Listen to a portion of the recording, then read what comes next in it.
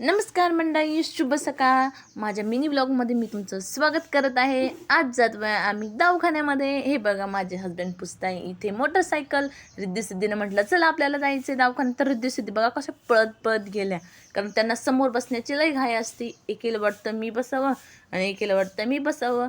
तिचे पप्पा म्हणे अगं चप्पल घेऊन ये. हिला वाटलं चप्पल घ्यायला जाईल तर सिद्धी बसेल, पण सिद्धी बसूनच गेली.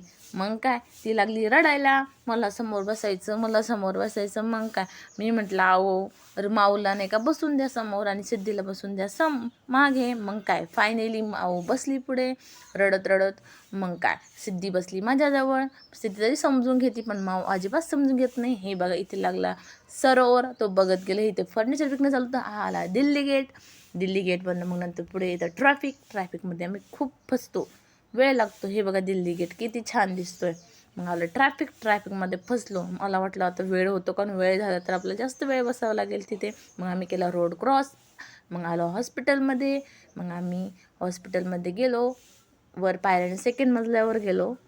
मग काय, मॅडमने माझे दात वगैरे चेक केले. मग आता 15 दिवसांनी क्लिप बसणार आहे. मग आमचं काम झालं, आम्ही निघालो घरी. आमच्या चॅनलला सबस्क्राईब